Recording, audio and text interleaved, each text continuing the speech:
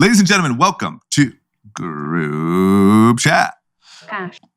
Oh, little teaser. Looks like Tim fired up, dusted off the old sound trigger. Yeah. Anand's still at Mars. He comes back tonight from Mars. And so we have an action-packed episode. Yeah. And like a typical day, bags. Lots of bags. Thank you. Yeah. This is an episode filled with bags. Yeah, we're talking about IPOs. We're talking about trading cards. We're talking about bags, right? That's fair. We're also talking about a little bit of beef that's going on where one side has no business starting shit with the other side. Let's just say And we're actually also talking about beef. You're right. So we're talking about all sorts of beef today. Yeah. Okay, that and many more things. And of course, since it is the end of the week, we're going to end you off with our winners, losers, and our content recommendations. Who's ready? Woo! Let's do this. Gosh. Ladies and gentlemen, Group Chat. Gosh. It's $1 trillion. Hot. Hey, Dee. Hey, happy National Podcast Day. Well, I mean, I think it's only right that the number one podcast in the world should. Tim, Jason, you guys get us anything? Our gifts, they're coming. Yeah, they're in transit. Yeah. It's shipping. There's some delays Apparently right now. there's like a boat. Yeah. It's just cost too much. Oh, interesting. Supply chain. Yes, it's Interesting. Supply chain. Supply chain issue. Yeah, you know what doesn't happen? You could give me a fucking NFT. Well, You're you right. see, How about some digital goods? Yeah. I want to load up on the hardware first. Make sure you're properly situated before we go. This guy's wearing deep into sunglasses digital. like I used to wear sunglasses on every episode. Yep. All the money's going to those diamond earrings and those sunglasses. Yes, that stimuli Our life. boys don't have any money for gifts for our holiday. This is technically our holiday. Yeah, it is our holiday. It's interesting. I think we're coming up on 4 years. That's pretty wild. That is wild. That's quite a lot of time. Most people just give up. Most people give up or we should be married by now. Yeah. Podcast married. At least a podcast promise ring. We're really in it for the long haul. We're really in it for the long haul. We obviously have a lot of new listeners thanks to our new surge in talks. TikTok fame. Actually, I saw one of our videos. I was looking at some of the comments and just started circling through. There's a couple of videos that got over 1 million views. Yeah. It's insane. There's a couple? Yeah. Wow, good for us. Are we still getting ripped to shreds? How's our reputation in general? I feel like it's good. I don't read comments.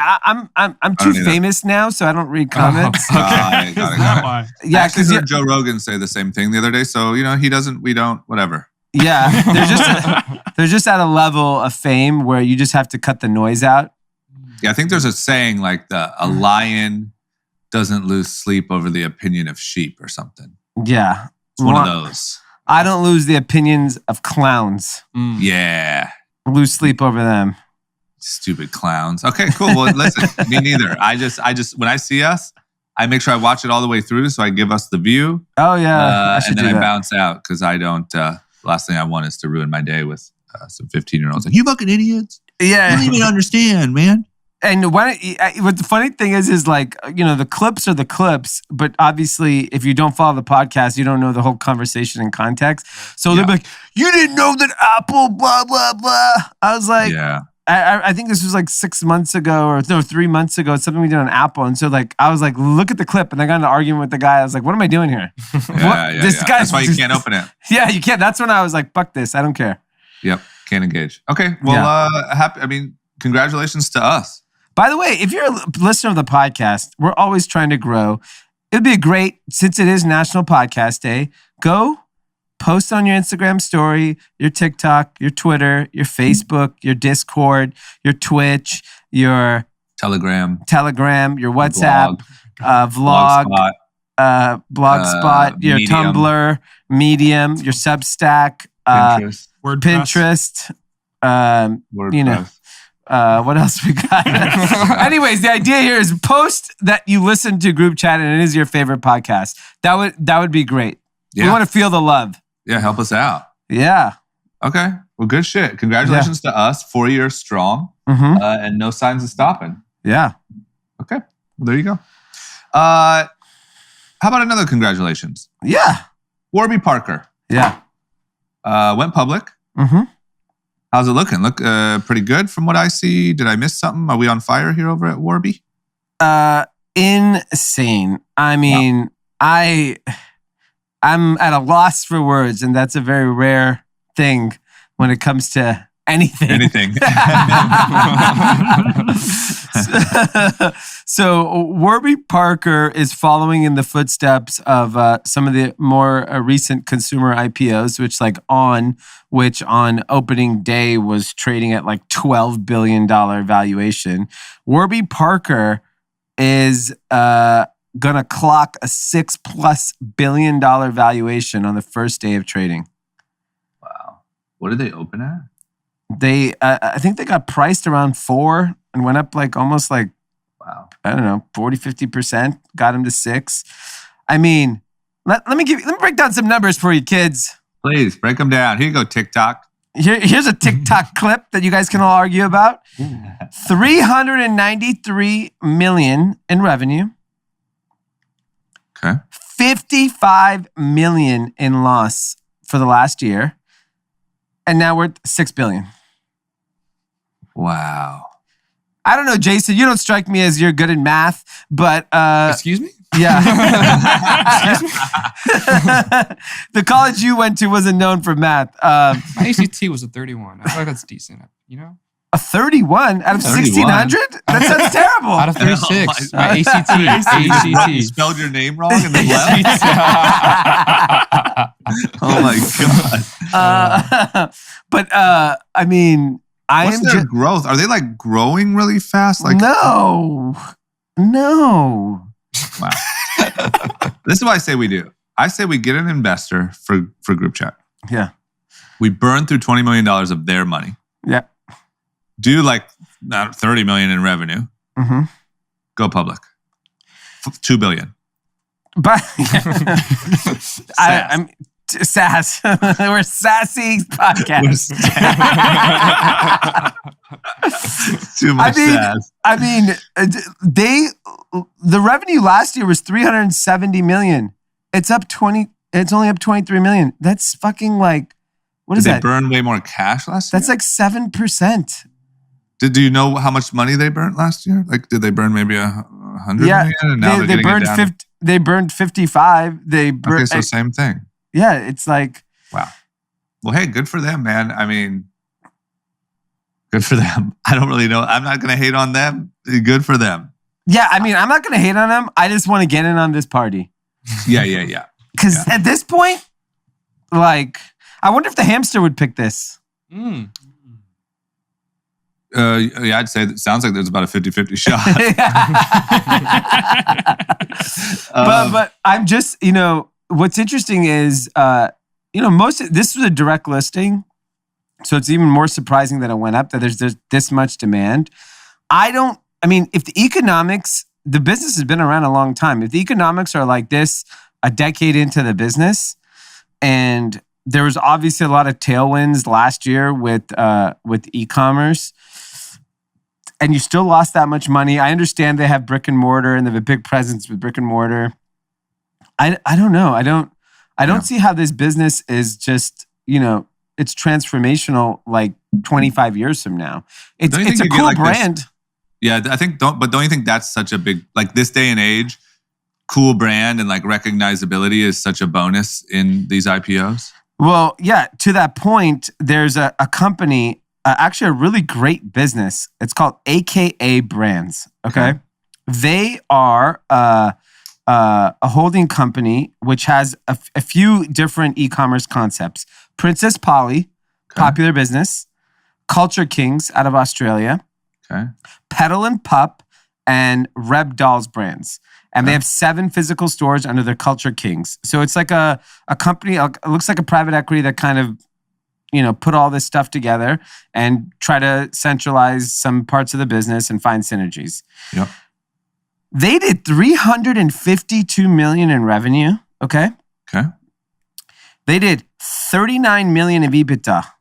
Okay. They recently went public too. How much? Oh no. 500 million? 1 billion.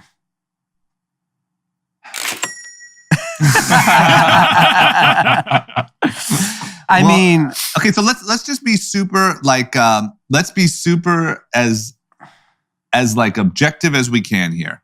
Is it because Warby Parker is just selling a better story? Yes, it's just that, and this is the proximity bias, propinquity, all of those things. Mm-hmm. It's the same thing on the running brand, right? They're worth $10 billion, and they did like $500 million in sales. Okay, yeah. Roger Federer, rich old white people, like, okay, cool, let's bid this thing up. Warby Parker, it's birthed in New York City, and I'm sure plenty of people in New York use the product. They see the stores every day, the bankers, the fund managers, the this, the that. It just has to be that. But whereas AKA brands, they have like very cool young Gen Z brands that, I mean, it's just a better business. Yeah. And I honestly think I know those brands very well, especially Princess Polly and Culture Kings. To me, those have way more upside than a Warby Parker does. Yeah. I legitimately think, I know we kind of joked about it, I legitimately think that there's a perception that if you're making money, you're not trying hard enough. Yeah. Like I think I said that completely jokingly 6 months ago, and I legitimately feel like it's like, oh yeah, well, but why are you taking home cash? Like where are you burning cash today for a better future tomorrow? And it's almost like if you're not, then I don't know, where's the big plan? But in Warby's case, they didn't grow. I trust me, I know. It's not like they grew 50% last year. They grew like 7%. 7% is like ExxonMobil. Yeah, I mean that's just kind of standard. That's a good mutual fund. Yeah, I mean, like you look at Google, Microsoft, Apple, they're growing like 50%, 25% every quarter. Yeah. Like and you look at the growth of these companies, and this is a $6 billion business. I mean, if I'm Warby Parker, I'd go buy AKA brands. It's only like $1 billion. Why not? There's some profit. Yeah, exactly. You just buy the profit on your balance sheet. Yeah, exactly.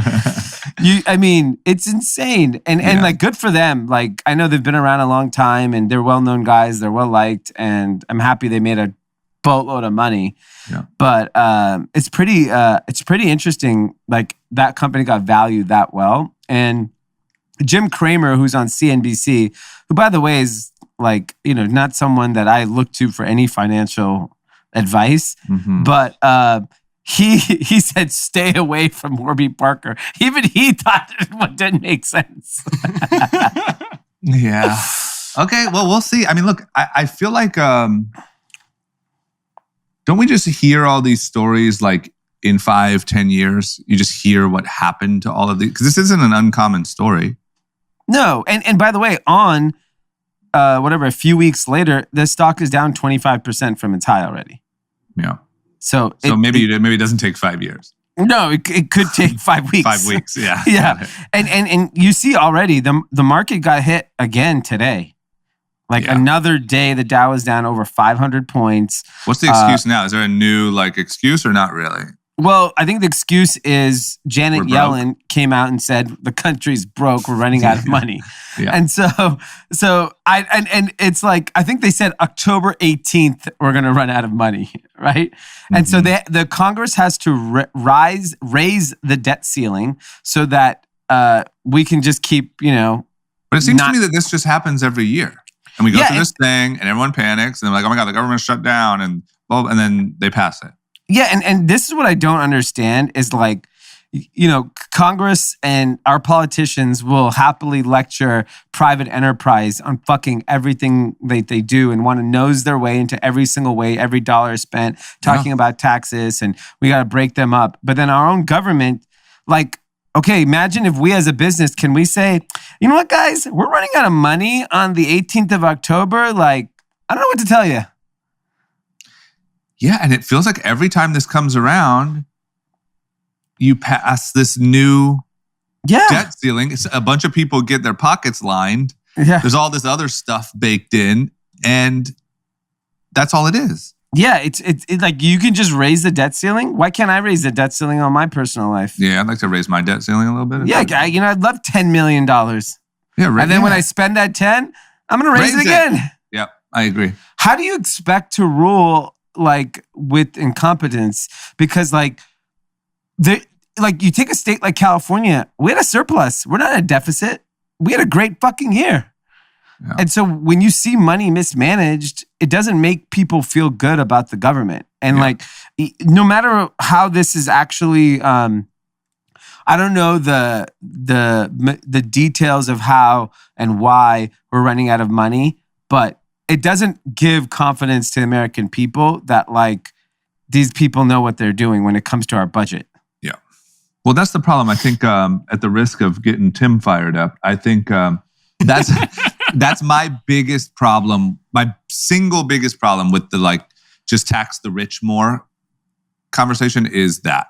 Yeah. Is that it's like we just don't manage money well. The government doesn't. And the way every time we pass a stimulus, every time we pass a infrastructure bill, every time we pass, there's so much bullshit in there. And I think I think 10 years ago plus, you could just get away with that all day long. And we've built like a system around that. And now just with the spread of information and podcasts like us talking shit about it everywhere, you can't get away. Everyone knows they're being duped. Yeah, I just don't even like. It's just madness, and I think you look at spending as a country, like when you look at how much we spent in Afghanistan and Iraq and just military and what we accomplished. Yeah. And, it just doesn't make sense. Like the money, like we literally burn money to the ground. Yeah, we really do. But fuck it, raise the debt ceiling. Fuck it, raise that thing, man. I just feel like it feels to me like it's heading towards, like people are really smart now and they're just seeing the way that this stuff works and the way that like the same rules just don't apply to everyone. And I think that's really dangerous in that regard. But fuck it, you know what's going to happen? We're going to say, oh my gosh, we're getting down to the wire. Congress is in session. It's midnight. Yeah. Oh, we passed it. I can't believe the stock market even went down thinking that they're not going to raise the debt ceiling. Yeah, come on. That's a joke. Of course they're going to raise it. We're just going to stop the country? Hey, we ran out of money. Good luck. Sorry, guys. Everyone take care. I mean, we just handed out money left and right for fucking 18 months. Yeah. What's another trillion? What is it? Just add a zero and fucking keep it moving. It's all fake. Just give everyone $1 trillion. That'd be sick. Imagine. Okay, we have a new stimulus. Everyone gets $1 trillion, and then you just step back in like 2 days until the United States implodes. Oh my god. Okay. Macy's is beefing with Amazon in New York. What's happening there? So not like these companies have better things to do. No. Solving real problems. Or put robots in your house. Well, what's funny is you think about, look at the announcements Amazon made this week. Flying drones, security cameras, the robot, the new fitness band. Macy's decided to take their innovation and their energy and file a lawsuit against the Kaufman organization, which controls a billboard atop 1313 Broadway, which is is next to the Macy's Herald Square store, and Amazon wanted that billboard, and Macy's claims that an ad from an online competitor such as Amazon would cause immeasurable damage to the brand. Are they that fucking stupid? Do they really believe that a billboard of Amazon is going to hurt their business? Amazon already hurt your business. That shit's over. You're looking in the wrong place. Yeah, like you should have. You should have. I mean, like no. Yeah, not in my backyard. No, you're not catching those people driving down fucking Fifth Avenue or whatever. Yeah, jeez. I mean, I was literally like, "What are you spending legal resources, money, time, energy?" Someone wrote a fucking press release. Some idiot had to write this article. We have to waste our fucking time talking about it. You are suing Amazon because of a billboard? I mean, think about like the time it probably took from Playoffs! the CEO or the high-level people in the company of all the things you could deal with this week. That's what, hours were spent working on. This is the difference between old companies and new companies. Old companies play defense, new companies play offense. Macy's is too busy playing defense, and Amazon is launching flying fucking drones, shooting off billboards. No shit. Guess what? Why don't you scrub your Macy's stores for robots? Because they've probably infiltrated. I mean, I wouldn't be surprised, honestly. That building, I don't know who owns that building. It's about to be Jeff Bezos. Exactly. Yeah. You know what? Fuck you. Here's my robot. Here's my drone. My fucking building too now. Yeah, and my billboard, bitch. Yeah. And then it just says, "See you later, Macy's" on the billboard. Yeah. I mean, this is just stupid. Asinine. Look how much time and money, It's embarrassing. They literally wrote, akin to a conquering enemy, it would be as if a competitor hung its flag on top of Macy's flagship department store and announced victory. Yeah, it is that. So they already the victory. Go look if you guys have something called a phone. Go look up at the stock price and look at your market cap and theirs. They have conquered you. Just take the flag, man. Sorry. Yeah. Took you got beat. You're sitting there continuing to get beat, and you're complaining about the victory flag. Market cap for Macy's, $1.66 trillion. Market cap for Macy's, $7 billion. It's literally a rounding error. That's like if you lost the Super Bowl and they said, "Hey, what do you guys think you did wrong?" And you say, "Well, they did too many end zone dances." Yeah. What? What are you focused on? I mean, the amount of people covering this story upsets me. It's in every magazine. Well, I think that just shows look, that's why you listen to Group Chat. So happy podcast day. And that's why we're the number one podcast in the world. We shoot you straight. Everyone else is worried about the wrong issue. Yeah, look, it's so juicy. Macy's sues Amazon. That's juicy. That's old. Why don't you sue them for anti-competitive things on their website? Not because they have a fucking billboard. Why don't you clean up your financials and offer them to buy you? Yeah, exactly. And just get the fuck out of the way. Get the fuck out of there, Macy. Oh my gosh. All right. Well, classic issue of focusing on the wrong things. Yep. You always focus on the right things. Fanatics. So let me get this straight. I see this thing, Fanatics, worth $10 billion valuation for Fanatics. So, but then they just started this trading card thing that they stole out from under Topps. Yeah. So Fanatics is worth $10 billion or Fanatics trading cards are worth $10 billion? Fanatics is worth $19 billion. Okay? They just spun out a new business called Fanatics Trading Card and raised $350 million and called the business worth $10 billion. And they raised the money. So it is worth $10 billion. It is worth, yeah. So you're telling me that this guy swooped in, took the rights from Topps, just on the theory of what it will be, it's worth $10 billion. Yeah. Because they don't even have all the licenses yet. They are acquiring all the licenses as we speak. And in a few years, they will be the ultimate king. So this is betting on that. I mean, this might be one of the best business moves. This is top notch. This is top notch. He swooped in on Topps. I think he got a deal with pretty much every league on the trading cards. Dapper Labs, which I guess is worth, I don't know, probably $7-10 billion, which does NBA Top Shot, also announced this week they're doing something with the NFL now, like the NFL versions of Top Shot. Yeah. So if you assume that this new Fanatics trading card business is going to be physical trading cards, probably some version of an NFT type business at some point, I guess $10 billion sounds cheap. Oh my gosh. I mean, I agree. Look, I'd rather, that seems more valid than, some of the other valuations we talk about. Probably zero in revenue, zero in losses, because they haven't done anything. They haven't done anything yet, right? Have they even sold a car? I mean, didn't this deal just get inked a month ago? Yeah, they haven't sold anything. Sounds Maybe they bought some pens. Yeah. A printer. Yeah, literally, some letterhead. Letterhead. Oh my gosh. All right, well, good for them, man. I mean, He figured it out. Yeah. At least on this one. So, looks like they'll just go on a big round and just keep buying more sporting rights for trading cards. But this he's got a $19 billion company, a $10 billion company. Speaking of which, I think his buddy Meek Mill has an album coming out tomorrow. Oh, really? Yeah. Rich Problems, High Class. I don't know. I forget. But we'll see. He hasn't had an album out in a while. Yeah. So just a couple friends out here winning, you know?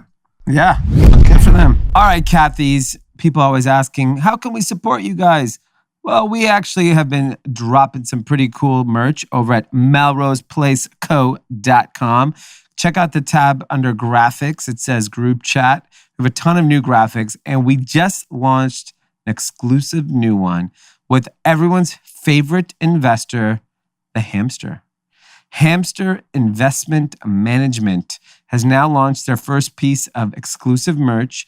It is to celebrate our number one investor. Go check out the website, melroseplaceco.com, and check out all the cool merch we're doing. And thanks to everyone posting the certified crypto boy tees. We saw a lot of you all got it and already wearing out and about town. Let us know how people are talking about it.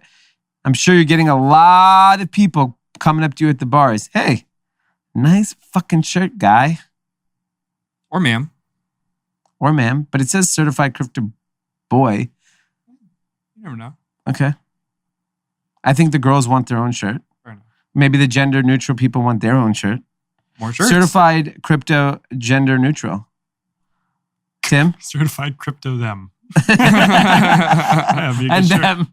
Oh my God, we're going to have 600 variations of this shirt. Certified crypto hamster.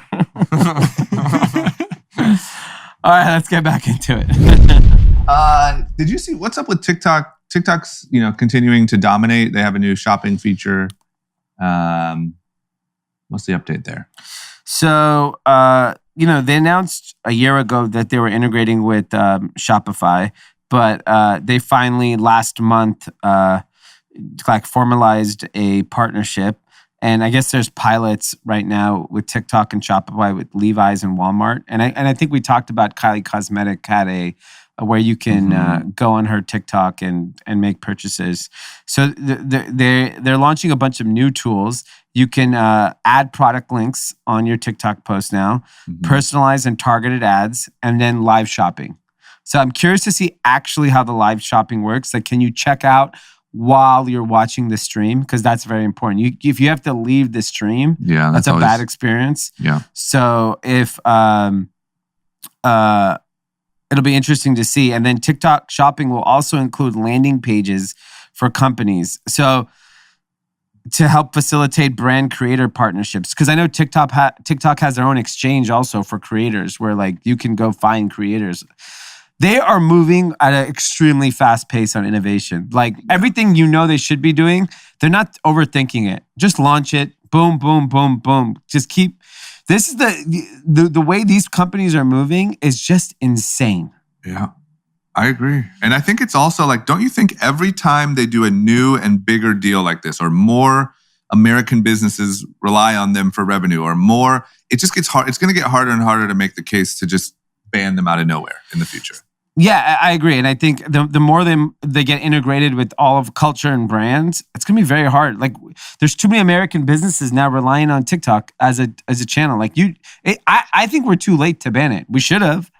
I think last year, like we said last episode, was the slam dunk to ban it. I think we missed the window. Yeah. You're not going to take all that revenue from Kylie? Are you kidding? No, yeah, exactly.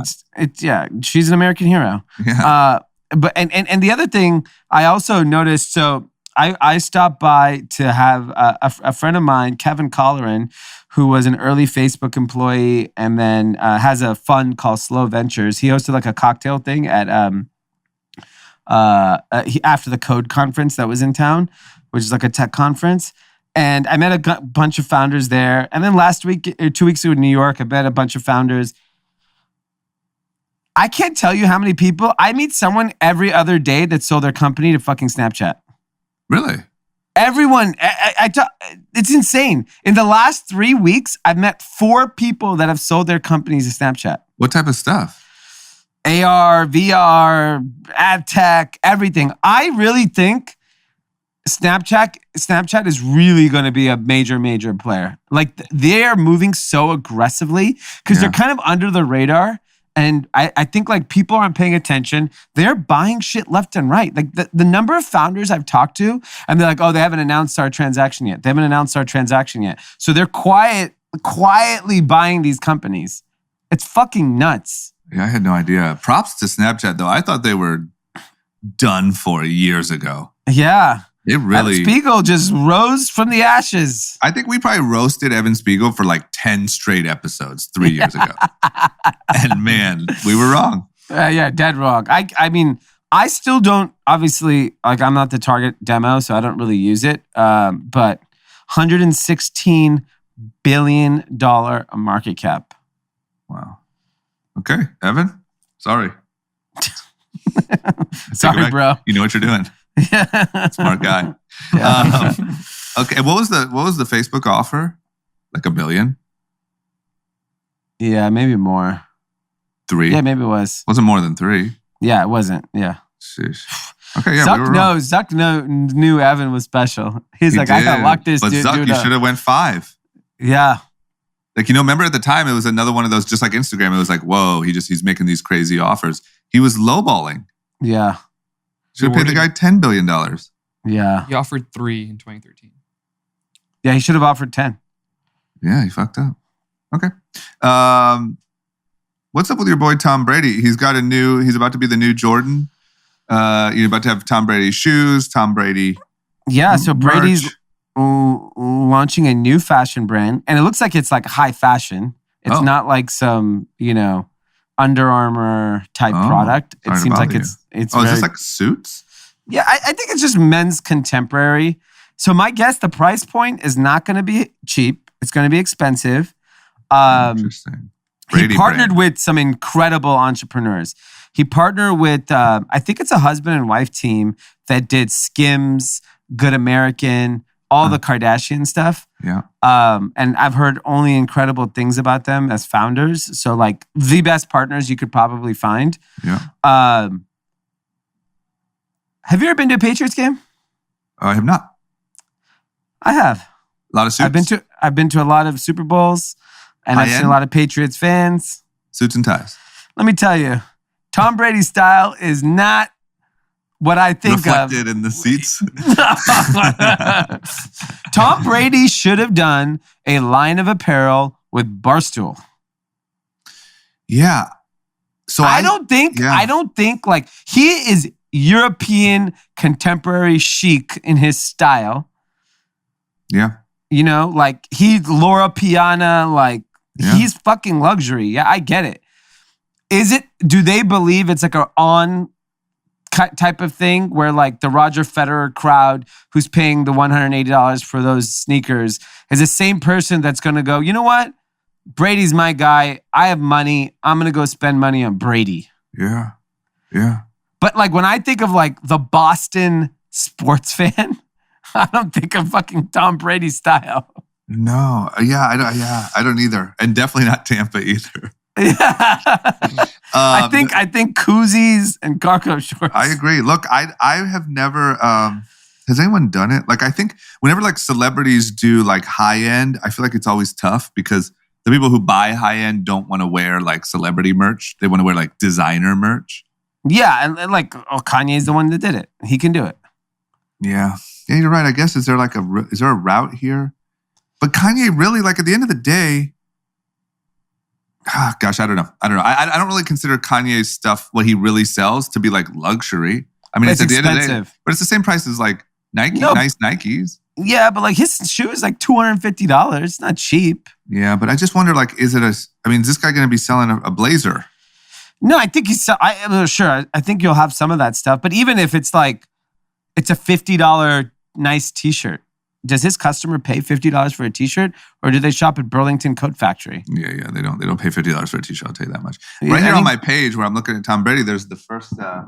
Haven't seen this before, but the Jay-Z and Beyonce Tiffany ad.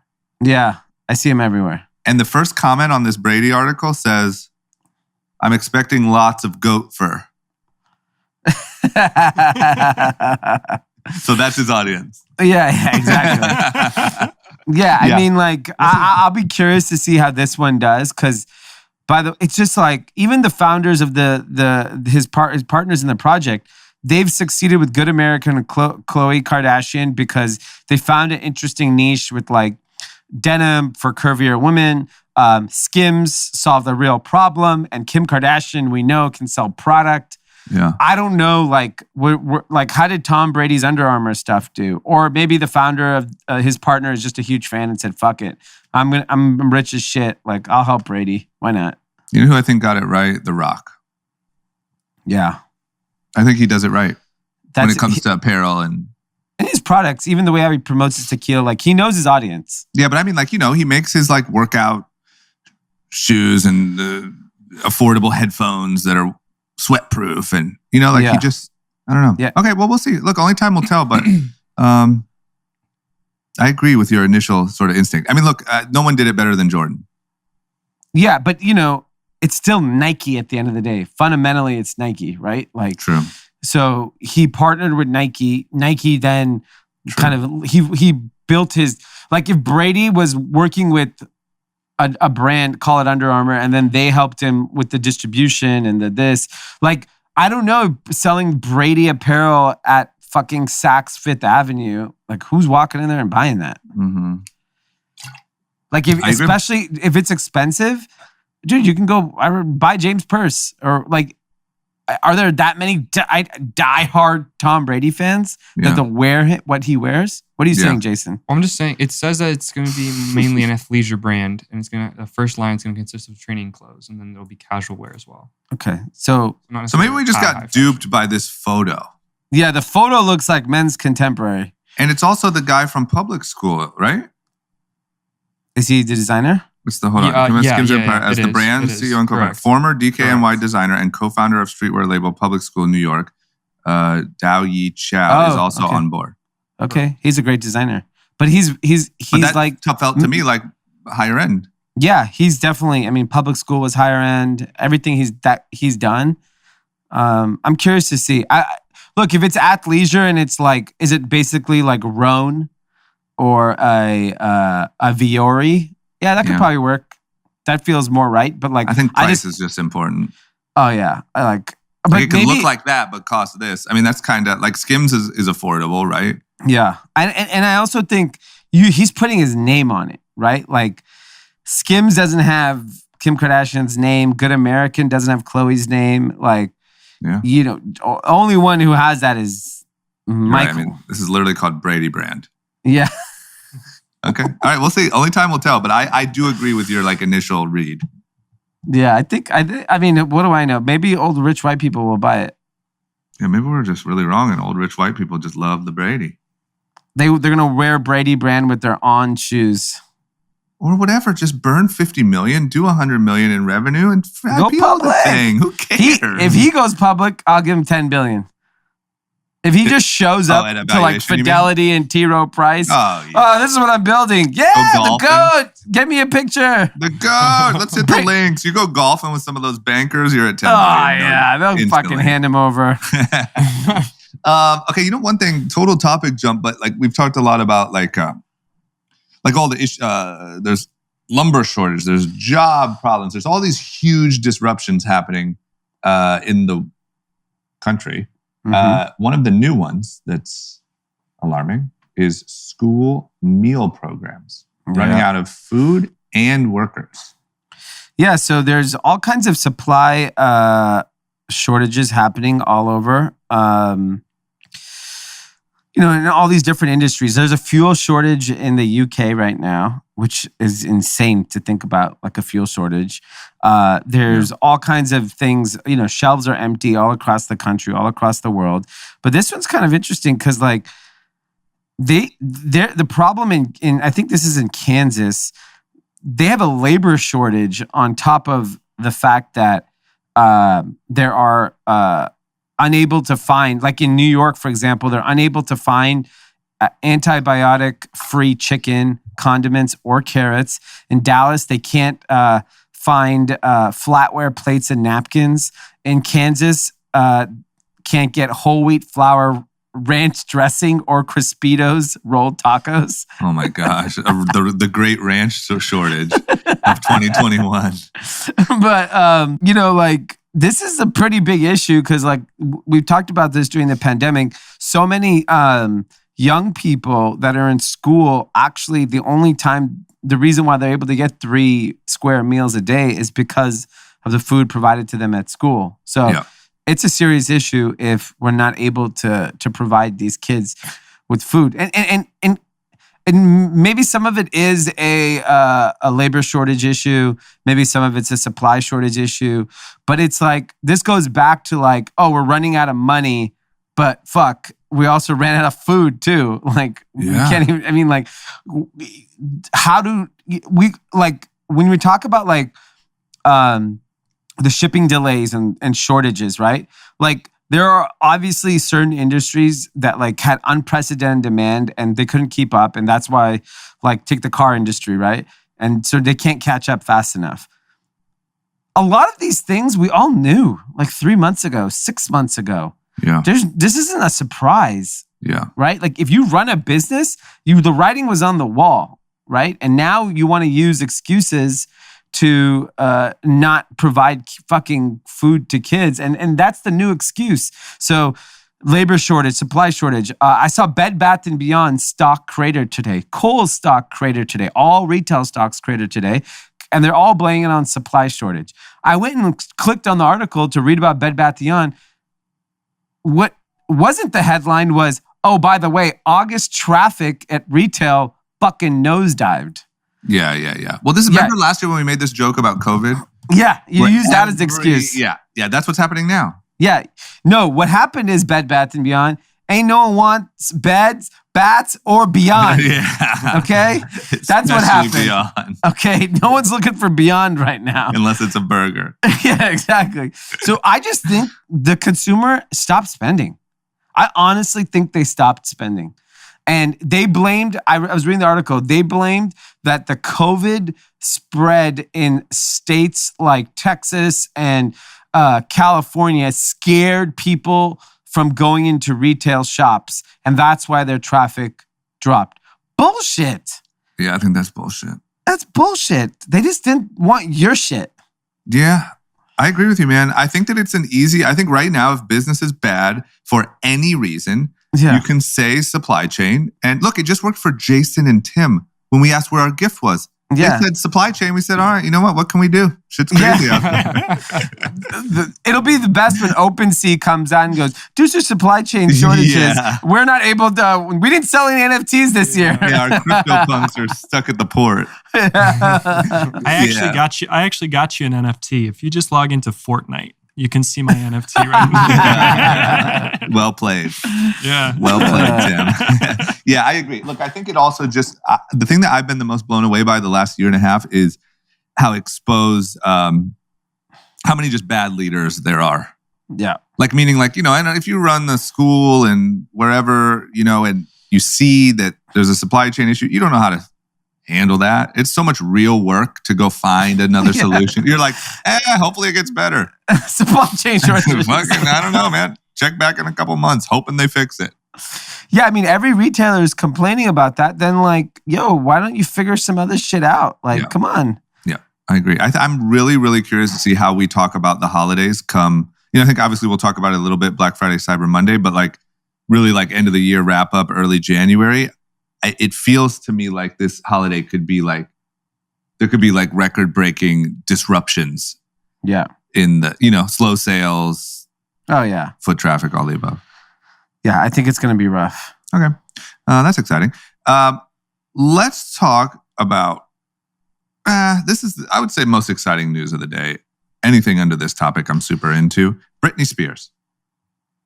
Yeah. I don't know if you know, I just started it, but I didn't really get too far in. And to be honest, it seemed a little lackluster. But Netflix just released a new Britney Spears documentary.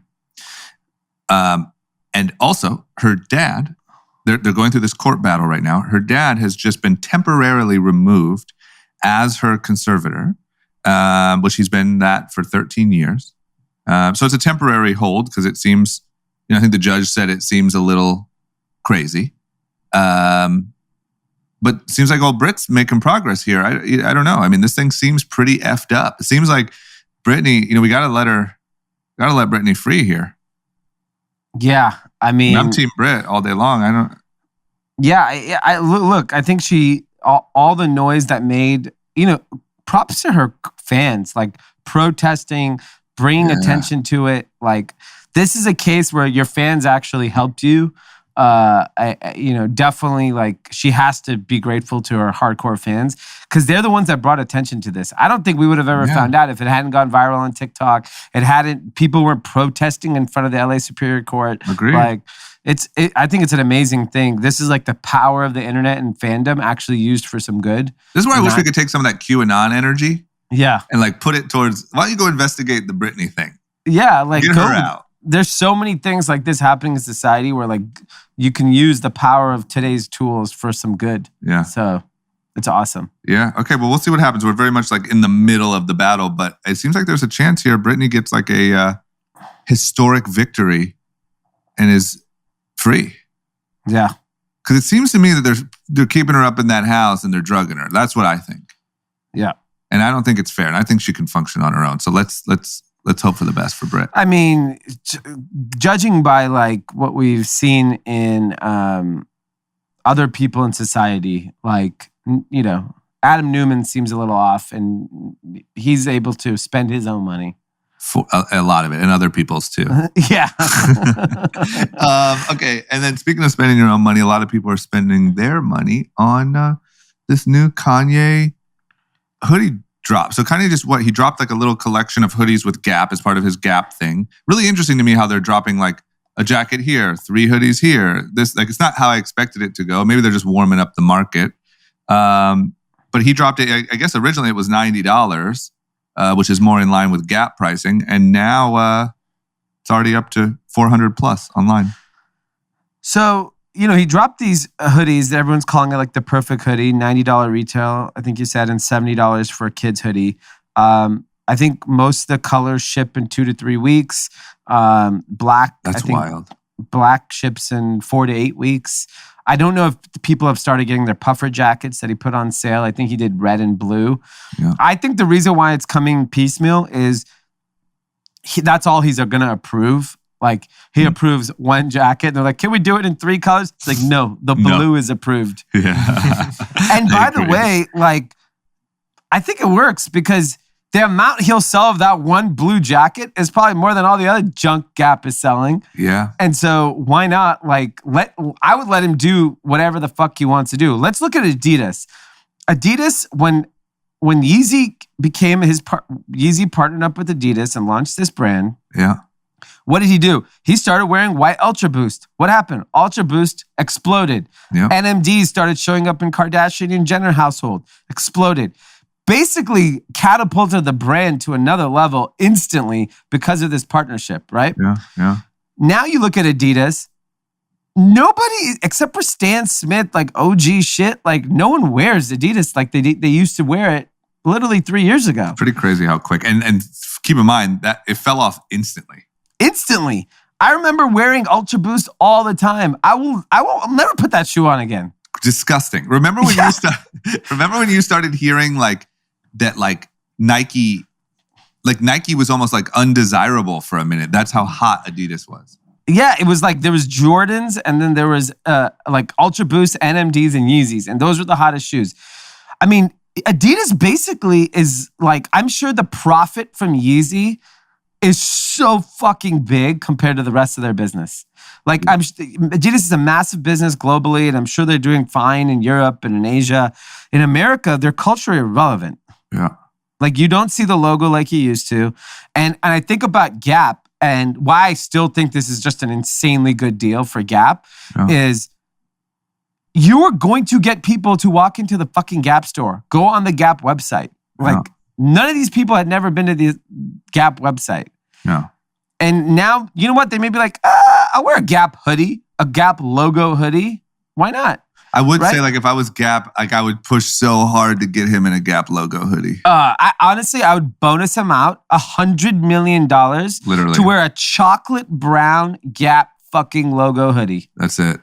100 million. It would do so much for just because that is what happened with Adidas. There was kind of this overall like Adidas Halo thing. Yeah. Yeah, and then all the Kardashian Jenners are all wearing Adidas. It was literally this moment, this like summer or this like year where Adidas was the hottest thing in the world. Maybe 2 years, I don't know. But if you could have, to me, there's still not really, people don't really think, like if you walk past a Gap at the mall, I don't think you really think like, oh, Kanye.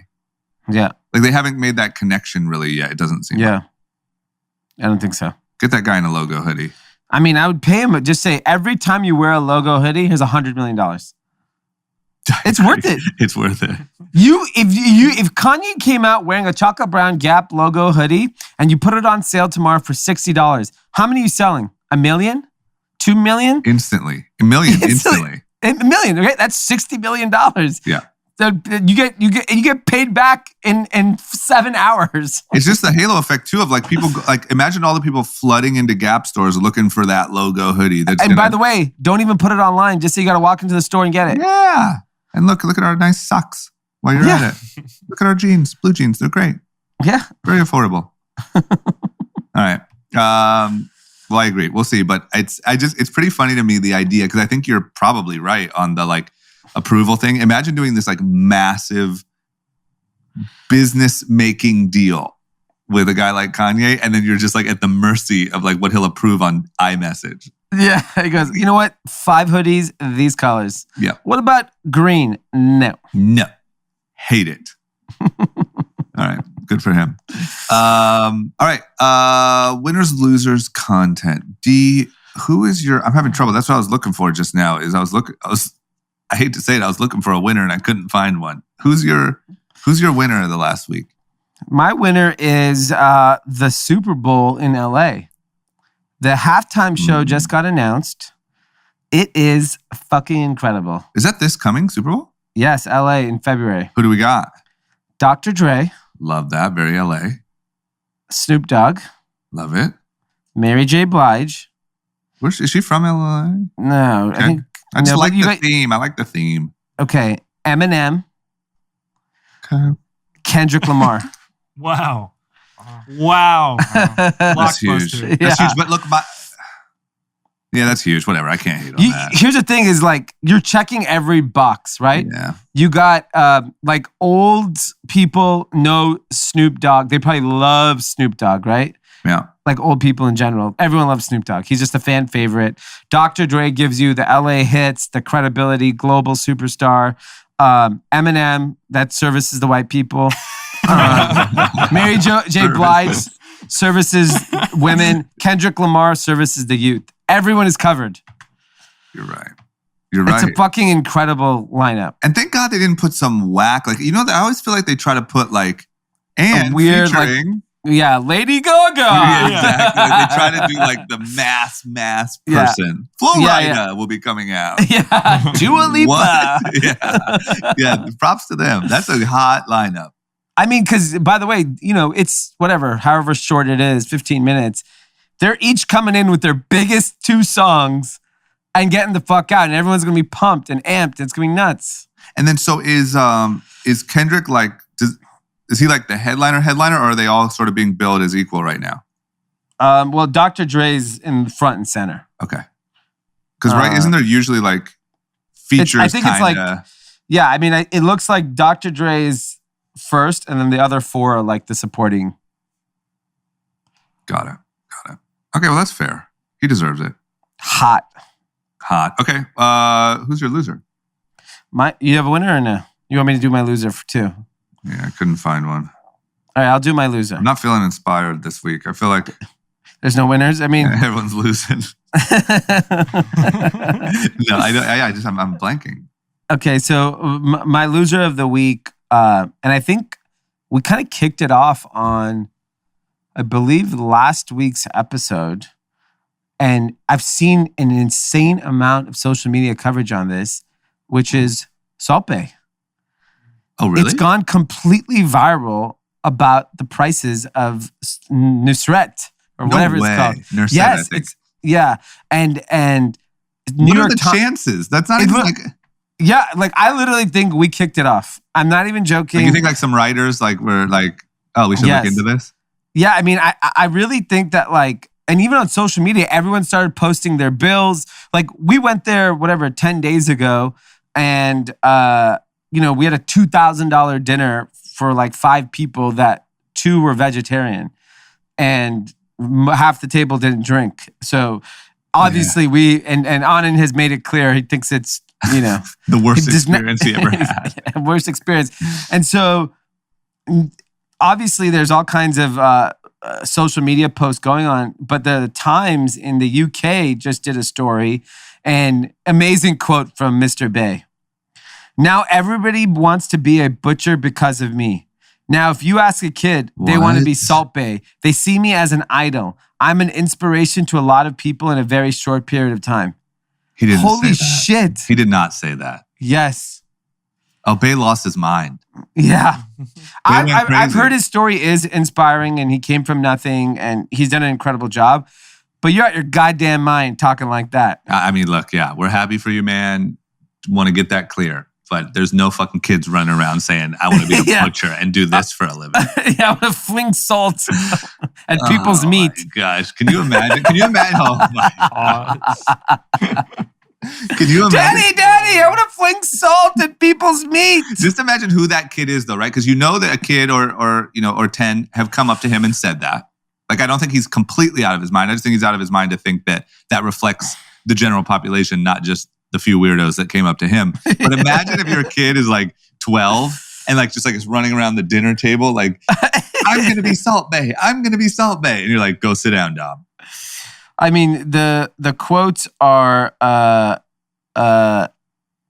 just insane from this article. Wow. Well, look, I mean, I don't want to be like Salt Bae and be too cocky here, but it would seem that you guys might have sparked some sort of trend to take down. Yeah. You guys are like 50 Cent and he's Ja Rule. I mean, what if this causes a chain reaction of like Nurset backlash, and they close restaurants, and they all because you guys went there and had a vegetarian $5,000 meal? I honestly think this is not fucking good for him. It's business. One, I think just in general, there's been a lot of posts about how expensive and how people's experience are now being publicized. And then you read these quotes in this article, he sounds like a pretty big egomaniac. Shit falls apart fast. Fast. We just heard from Bed Bath & Beyond, August foot traffic. What's Salt Bae? Meat shortage? Supply chain meat shortage? Yeah, for sure. It's just salt. Harder Salt than shortage. ever to get. Where do you get all the salt? I mean, but look at how fast. Where do you get the bays? There's a bay shortage. There's a shortage of bays. What if there's there's no people to come out and do the show because stimulus was just too good and we can't find any bays? I mean, look at how fast it came up. Yeah. I mean, things rise and fall faster than ever these days. But I don't know, man. I mean, you guys said it was kind of empty, right? Yeah. Okay, well. I think you guys might have just put the Ether, the podcast version of Ether. Yeah, it's definitely, I don't know. Okay. I wish him best. I hope this message doesn't get out too big. And don't make a TikTok clip out of this, but my loser this week is the FBI. Whoa. I already regret saying it. Yep. Reason why is 2021, more eyeballs on this than ever. Yep. Even got Dog the Bounty Hunter chiming in. Yep. Where the fuck is Brian Laundrie, man? This is some goofy dude, some goofy fucking dude that likes to walk around with no shoes and go on hikes, and he's evading the entire country. It's like a full and Dog keeps saying he's alive and he's about to capture him, right? That's like what he said. The clickbait. Yeah. He said I got a notification yesterday. The dog is 1 hour away from capturing him. And I'm thinking to myself, I got the text message or I got the notification. You don't think Brian Laundrie has this the dog's close? Okay. The dog's on me. I mean, what kind of fucking idiot is Dog to just be like telling the world he's an hour away? Why don't you catch him and then tell us? I know, man. It's just literally, it makes me so frustrated. It's because you just so clearly want to milk the clout out of this thing. And I have to believe there is a lot of hardworking, really smart people trying to figure this shit out, not for the clout, and then here comes Dog. Like, I'm an hour away. Yeah. I know he's over here. Did you see him over there? It's just crazy. It's just nuts. It just seems crazy to me that this guy's not a polished criminal, at least as far as we know. You know, he's a nature-loving. Sounds like he knows how to live off nature, but like this guy came home. Gabby is reported missing. He's not under arrest. He's not under surveillance. He's able to waltz right out. All this stuff, and now he's currently still gone. It's crazy. Yeah, I mean, I hopefully we find something soon because this is kind of crazy. It's wild. It's a pretty crazy story. This guy's got to be like in Cuba or something. Yeah, I think he has to have left the country. There's no way. I have to believe they would find him at this point. Yeah. Okay. What about content recommendations? Content recommendations. I don't know if I mentioned this already, but the morning show came back 2-3 weeks ago. Yeah, so they're releasing episodes every single week. The first episode, I was literally on my phone the whole time, so I said, this show sucks. Okay. And then I finally actually watched the second one, with maybe only on my phone half the time. Yeah. It's really damn good. And it's the one thing that bothers me about this show is that it's incredibly well written. Star power, I love it. Jennifer Aniston, Reese Witherspoon. They got Hassan Minaj. Like they have like incredible actors on the show. It's extremely well written, well produced. It's what's his face? Steve Carell. Yeah. The problem I have with it is like the morning show today, like the Today Show, Good Morning America. Yeah. Don't matter. Yeah. Like the actual thought of that being relevant to America. Yeah. Like I know 10 years ago or 20 years ago, Today's Show, like I would be excited to see what's Katie Couric and Matt Lauer going to say and whatever. Like, there was an interview after the Olympics and I wanted to see it. Like, I'm sure there are a group of people that still watch these shows, but by and large, the concept of their influence on society is fucking zero. Nothing that's happening on those shows is relevant. Okay, so you have a magic wand right now. You're able to go back in time into the writer's room and you can say, nope, instead of that being the premise, it should be this. Everything else is just as brilliant. Where are they working instead? You know what I would have done with the show? TikTok. I would have done it around Tucker Carlson's show. Same idea. Tucker Carlson's show has influence and power over America. Yeah. So like do the same concept. It's like about an evening night show. Because by the way, people still watch CNN at night and people still watch Fox News, right? So your main gripe is the time of day. Yeah, because it's like I love the show and the concept and everything about it. I just don't believe this show has any influence. So it's hard for me to like. Interesting. Hard to please. I think this might be like this is a tough crowd. Very tough crowd. Yeah. But I'll still watch it. They're gonna get my view. Because I think the concept of a morning show like operation, because there's all those shows like whatever, The View, The Talk, the Good Morning Today, and whatever the fuck. I think people at least understand that it's relevant in the sense of it's not like something of the complete past. Yeah, but the problem is the way they talk on this show, like America needs to know. I'm like, no, America ain't even watching you. Oh yeah, America's watching Tucker. America's watching Charlie D'Amelio. If Charlie D'Amelio was like, I'm going to tell the news. Okay, all right. 100 million people watch your TikTok. So I believe that. Yeah. Yeah, okay. By the way, how's the Charlie D'Amelio Hulu show? I've watched the first episode. It's actually pretty good. Yeah? It's not like there's not a lot of fluff. It's like, it's real. Like they're talking about like real shit in there. Huh. Like the challenges they're going through, being famous and all that type of stuff. It's pretty good. I actually, I'll share it later. Okay. But yeah. Are you going to be on it? No. Okay. I'm going to be on it. I thought that was the secret. I thought there was like a meeting with LA clothing mogul to see it. Okay. Well, yeah, that's fair, man. Look, you're a tough crowd. You're hard to please. It depends on if you're on your phone or not, but fair criticism. Yep. You know what I started watching last night? I guess this could have been my winner or my content is Squid Game. Oh, so what is that? I keep hearing about Squid Game. It's strange, but it is good. It's just very strange. And the fact it's a Korean documentary? What is it? No, it's a I believe it's Korean. I mean, all the actors are Korean, I believe, but it's in English or subtitles? So this is the crazy thing that supposedly it's the biggest show on Netflix. They're literally like they're speaking in, let's say, Korean. I don't want to be wrong on that. But they dub it English. But they dub it English with like a clear, not their voice. Like it's clearly like crazy looking. And you watch it with subtitles. I watch a lot of shows like that, yeah. But like for that to be potentially the number one show on Netflix, and then it's this really obscure storyline of, these people are locked in essentially locked in like a room, and you have to do a series of games, and if you lose, you die, and if you win, the final group gets a big payout. And so it's like, what happens? Who chooses to play? Who doesn't? Who kills who? How's that play out? I watched one episode last night. It is really good. I mean, I can't really hate on it, but yeah, I'll probably never watch that. It's a little violent. Nah, yeah, I'm not watching. They're like pulling eyeballs out and smashing faces and stuff. I live in West Hollywood. I don't need any more violence. You're right. So anyway, that could have been my winner, but that's your content. Yeah, my content. Well, let's go to your content first. That was my morning show. Oh, you're right. So you already did winners, losers. Jeez, where am I at today?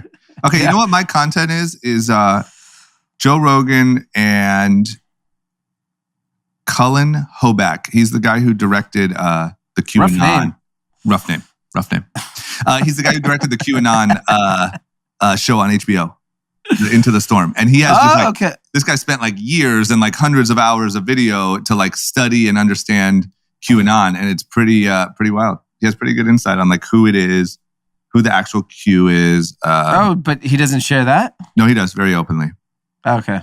And why he thinks that, and talks about the fact that Rudy Giuliani was reaching out to this guy, assuming that he is Q, for like advice on, like towards the end of Trump's presidency, because they very much knew how much impact it had. And essentially like blaming, saying that Q was obviously, the QAnon thing was the reason for the Capitol Hill debacle, and also is really a testament to the power of, this new world of algorithms and what can happen. So really good interview. Okay. I like it. That's it. Okay. Okay. Did I forget anything? No. Do we have any shout outs? Any shout outs, guys? Caitlin Murphy wants a shout out. Says, well, I have you. Any chance I can request a shout out for my husband Ray, and I never miss an episode. He's currently in the final stages of interviewing with and he's only enthusiastic about the job because of you guys. So nice. Okay, so listeners, we got to beep out the company. We want to make sure Ray gets the job. Yeah. And then we celebrate. Yeah, you're right. Good call. Yeah. Well done. Yeah. Way to look out for a guy. Yeah. But shout out, Ray. Hopefully you get that job and you help us out when you get there. Wink, wink. Wink. We'd like to see a few more, well, I guess I won't even say that until we celebrate. Yeah. Let's wink, wink. That'll give it away. Yeah. Oh, good luck. Okay, what else? That's it. Okay. Shout out to us. Shout out to Jason and Tim for the gifts. I know there's a delay, but I can't wait till they get here. And that's it. Shout out to you guys for listening. And thank you for making us undeniably, unequivocally the number one podcast in the world.